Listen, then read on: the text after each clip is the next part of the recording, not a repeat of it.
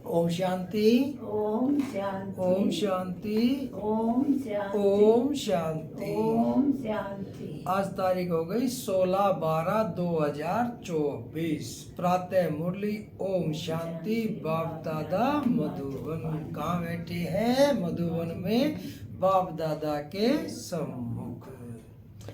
बाबा कहते मीठे बच्चे, यह पावन बनने की पढ़ाई सब पढ़ाइयों से सहज है। इसे बच्चे जवान बूढ़े सब पढ़ सकते हैं, सिर्फ 84 जन्मों को जानना है। क्या कहते बाबा? यह पावन बनने की पढ़ाई है, सब पढ़ाइयों से सहज है। इसे बच्चे जवान बूढ़े सब पढ़ सकते हैं, सिर्फ 84 जन्मों को जानना है। प्रश्न है आज की मुरली से, हर एक छोटे व बड़े को कौन सी प्रैक्टिस जरूर करनी चाहिए? उत्तर, हर एक को मुरली चलाने की प्रैक्टिस जरूर करनी चाहिए, क्योंकि तुम मुरलीधर के बच्चे हो। अगर मुरली नहीं चलाते हो तो ऊंच पद नहीं पा सकेंगे। किसी को सुनाते रहो तो मुख खुल जाएगा। तुम हर एक को बाप समान टीचर जरूर बनना है। जो पढ़ते हो वह पढ़ाना है। छोटे बच्चों को भी यह पढ़ाई पढ़ने का हक है। वह भी बेहद के बाप का वर्षा लेने के अधिकारी है। ओम शांति। ओम शांति।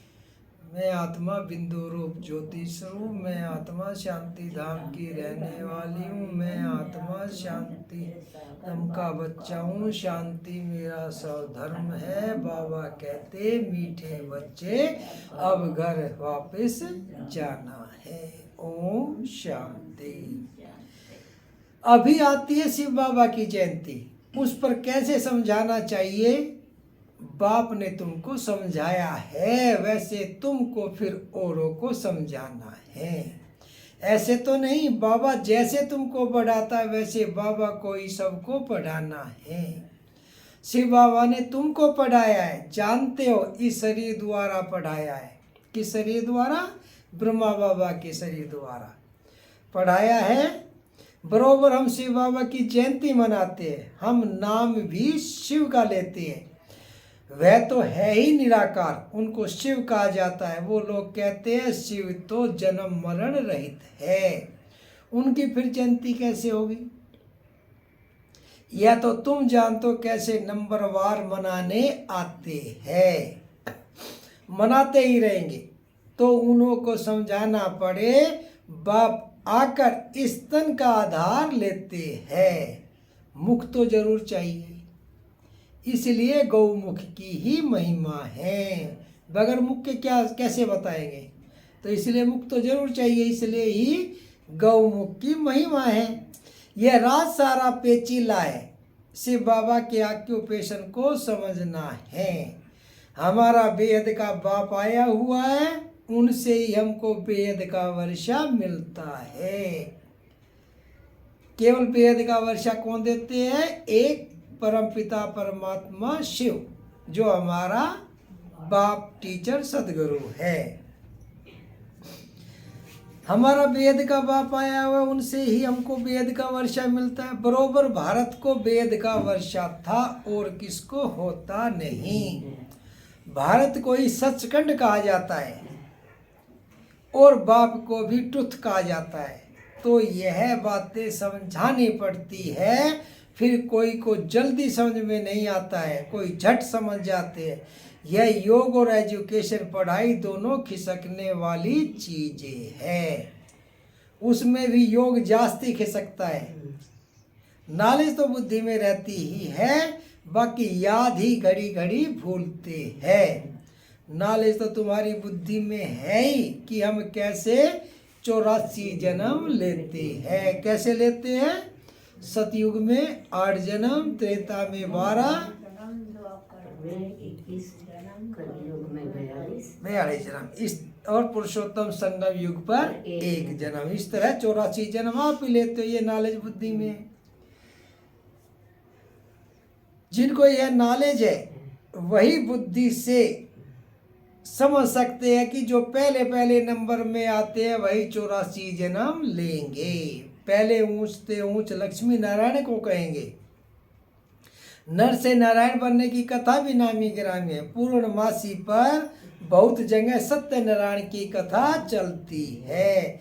अभी तुम जानते हो हम सचमुच बाबा द्वारा नर से नारायण बनने की पढ़ाई पढ़ते हैं। कौन सी पढ़ाई पढ़ते हैं? नर से नारायण, नारी से श्री लक्ष्मी बनने की पढ़ाई पढ़ते हैं। यह है पवन बनने की पढ़ाई और है भी सब पढ़ाइयों से बिल्कुल सहज। 84 जन्मों के चक्र को जानना है और फिर यह पढ़ाई सबके लिए एक ही है। कैसी पढ़ाई है? सहज और सबके लिए है। इस पढ़ाई को बच्चे, बूढ़े, जवान सब पढ़ सकते हैं। बच्चे, बूढ़े, जवान जो भी हो सबके लिए एक ही पढ़ाई है। छोटे बच्चों को भी है कि अगर माँ बाप इन्हों को थोड़ा थोड़ा सिखाते रहे तो टाइम तो बहुत पड़ा है। बच्चों को भी यह सिखाया जाता है कि शिव बाबा को याद करो। आत्मा और शरीर दोनों का बाप अलग अलग है। आत्मा बच्चा भी निराकारी है तो बाप भी निराकारी है। यह भी तुम बच्चों की बुद्धि में है कि वह निराकार शिव बाबा हमारा बाप है। कितना छोटा है। यह अच्छी रीति याद रखना है, भूलना नहीं चाहिए। हम आत्मा भी बिंदी मिसल छोटी है। ऐसे नहीं ऊपर जाएंगे तो बड़ी दिखाई पड़ेगी, नीचे छोटी हो जाएगी। नहीं, वह तो है ही बिंदी। ऊपर में जाएंगे तो तुमको जैसे देखने में भी नहीं आएगी। बिंदी है ना, बिंदी क्या देखने में आएगी। इन बातों पर बच्चों को अच्छी रीति विचार भी करना है। हम आत्मा ऊपर से आई है शरीर से पाठ बजाने। कैसे आई है? शरीर से पाठ बजाने। आत्मा घटती बढ़ती नहीं है। ऑर्गन्स पहले छोटे पीछे बड़े होते हैं। ये अंग छोटे बड़े होते हैं। आत्मा तो एक सी रहती है, ना वहां घटती है ना यहाँ बढ़ती है। अभी जैसे तुमने समझा है वैसे फिर औरों को समझाना है।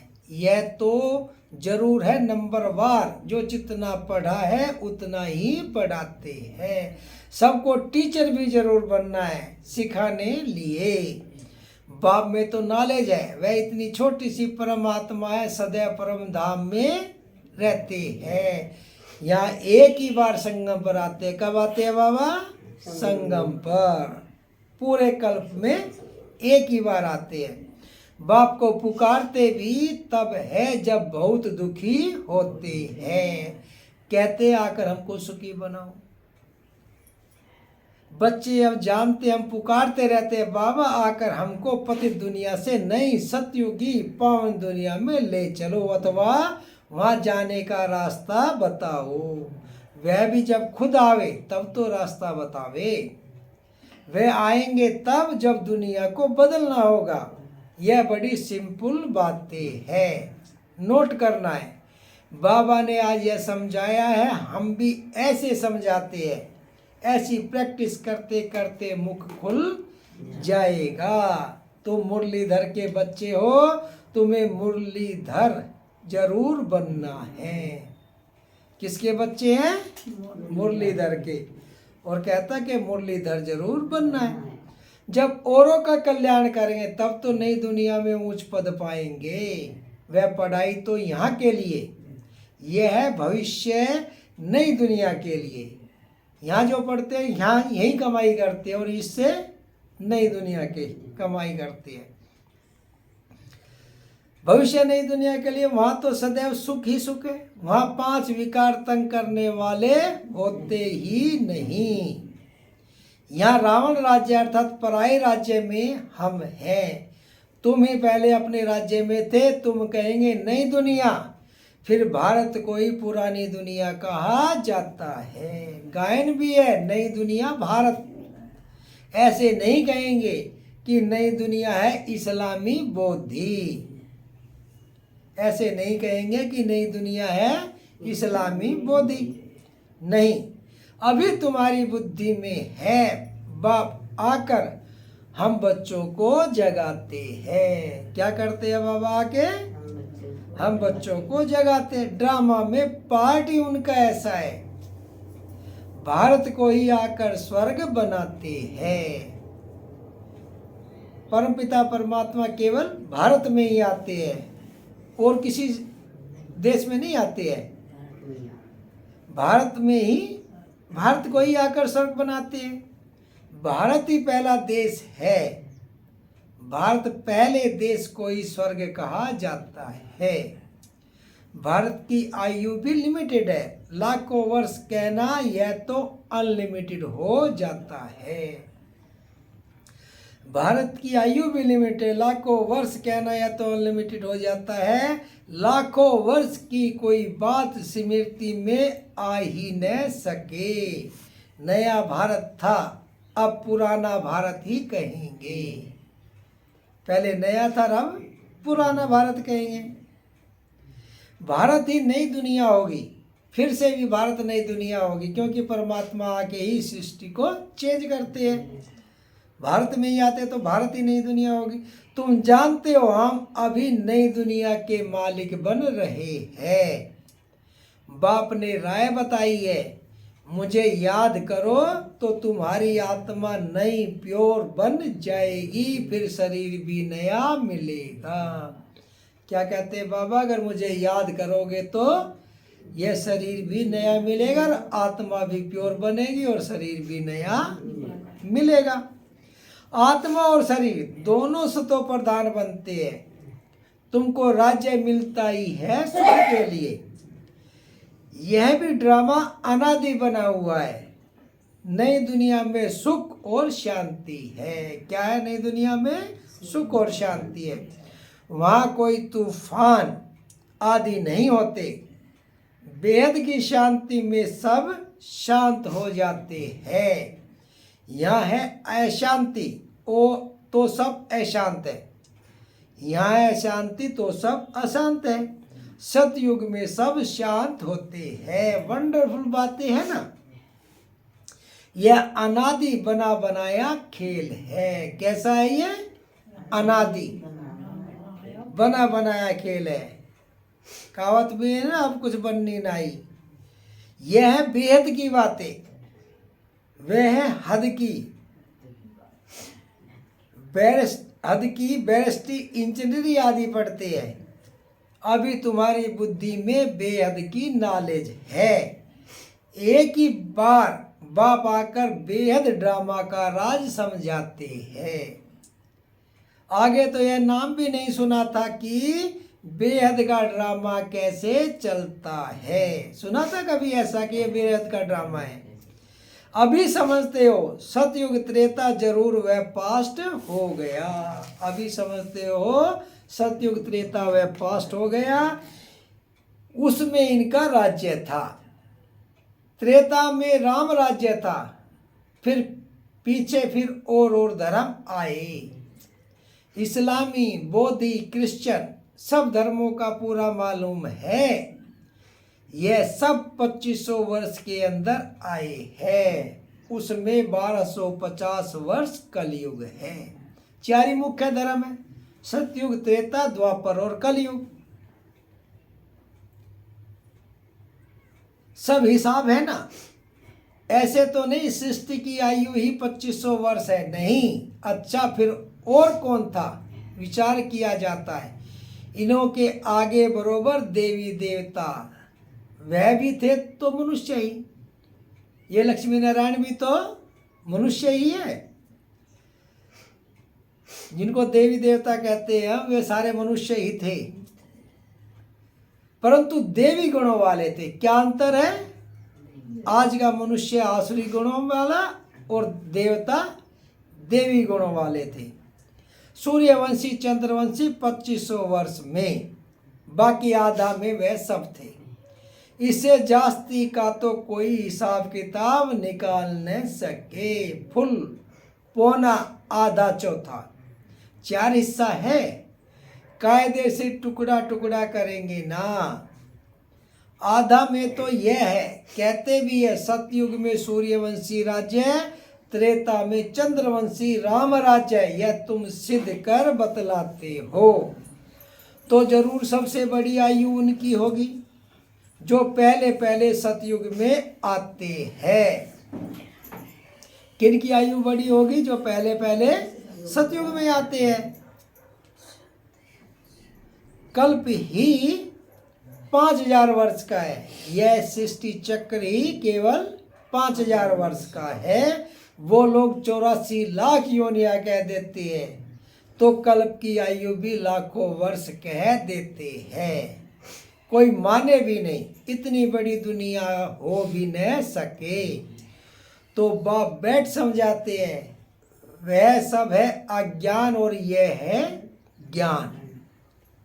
ज्ञान कहाँ से आया यह भी किसको पता नहीं है। ज्ञान का सागर तो एक ही बाप है, वही ज्ञान देते हैं मुख से, कहते हैं गौमुख। इस गौ माता से तुम सबको अडॉप्ट करते हैं।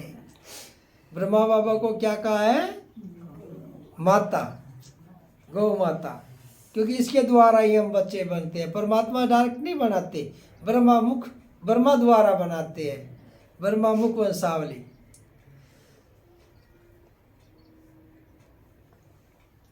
ज्ञान कहाँ से आया यह भी किसको पता नहीं। ज्ञान का सागर तो एक ही बाप है, वही ज्ञान देते हैं मुख से, कहते हैं गौमुख। इस गौ माता से तुम सबको अडॉप्ट करते हैं। यह थोड़ी सी बातें समझाने में बहुत सहज है। एक रोज समझाकर फिर छोड़ देंगे तो बुद्धि फिर और बातों में लग जाएगी। स्कूल में एक दिन पढ़ा जाता है या रेगुलर पढ़ना होता है? बताओ। रोज जाना होता है ना स्कूल में, तभी तो याद होता है। तो इसी तरह कह रहे कि स्कूल में एक दिन नहीं, एक दिन पढ़ लिया तो बस हो गया, रोज रोज जाना पड़ता है। नॉलेज एक दिन में नहीं समझी जा सकती। बेहद का बाप हमको पढ़ाते हैं तो जरूर बेहद की पढ़ाई होगी। बाप भी बेहद का और पढ़ाई भी बेहद की। बेहद का राज्य देते हैं। भारत में बेहद का राज्य था ना, यह लक्ष्मी नारायण बेहद का राज्य करते थे। किसको यह बातें स्वप्न में भी नहीं है। जो पूछे कि इन्होंने राज्य कैसे लिया, उन्होंने प्योरिटी जास्ती थी। योगी है ना, इसलिए आयु भी बड़ी होती है। हम ही योगी थे, फिर 84 जन्म ले, भोगी भी जरूर बनना है। मनुष्य नहीं जानते कि यह भी जरूर पुनर्जन्म में आए होंगे। इन्हों को भगवान भगवती नहीं कहा जाता। इनसे पहले तो कोई है नहीं जिसने 84 जन्म लिया हो। पहले पहले जो सतयुग में राज्य करते हैं वही 84 जन्म लेते हैं। क्या कहते हैं? जो पहले सतयुग में आएगा उसी के 84 जन्म होंगे। जो पहले सतयुग में राज्य करते हैं वही 84 जन्म लेते हैं, फिर नंबर वार नीचे आते हैं। हम आत्मा सो देवता बनेंगे, हम आत्मा सो देवता बनेंगे, फिर हम सो क्षत्रिय, हम सो वैश्य, हम सो शूद्र और हम सो डिग्री कम होगी। गाया भी जाता है पूज्य सो पुजारी। सतो प्रधान से फिर तमो प्रधान बनते हैं। सतयुग त्रेता में सतो प्रधान, फिर अब गिरते गिरते बन गए तमो प्रधान। तो यही कह रहे हैं बाबा, सतो प्रधान से फिर तमो प्रधान बनते, ऐसे पुनर्जन्म लेते लेते नीचे चले जाएंगे। यह कितना सहज है। परंतु माया ऐसी है जो सब बातें भुला देती है। यह सब पॉइंट्स इकट्ठी कर किताब आदि बनाए, लेकिन वह तो कुछ रहेगी नहीं। यह टेम्परेरी है। बाप ने कोई गीता नहीं सुनाई थी। बाप तो जैसे अब समझा रहे ऐसे समझाया था। यह गीता बाप की नहीं है। श्री कृष्ण का नाम डाल दिया उसमें, तो कहते हैं ऐसे गीता नहीं लिखी बाप ने। बाप ने तो इस तरह समझाया था जैसे अब रोज रोज समझाते हैं। यह वेद शास्त्र आदि सब बाद में बनते हैं। कब बनते हैं? द्वापर में। वेद शास्त्र तो बनते ही द्वापर में है।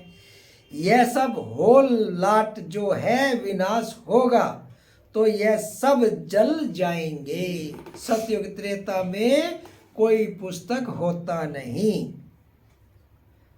सतयुग त्रेता में कोई पुस्तक होता नहीं। फिर भक्ति मार्ग में बनते हैं और भक्ति मार्ग आता है, चालू होता है द्वापर से। कितनी चीजें बनती हैं। रावण को भी बनाते हैं परंतु बेसमझी से, कुछ भी बता नहीं सकते।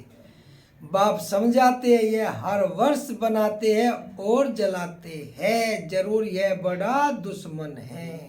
रावण को हर वर्ष बनाते हैं और जलाते हैं और अब हर वर्ष बड़े से बड़ा बनता जाता है। फिर भी यह, इसका मतलब समझता है कि यह सबसे बड़ा दुश्मन है। परंतु दुश्मन कैसे है यह कोई नहीं जानते। वह समझते सीता चुरा ले गई इसलिए शायद दुश्मन है। राम की सीता को चुरा ले जावे तो बड़ा डाकू हुआ ना। कभी चोरी की त्रेता में कहे वाह, त्रेता के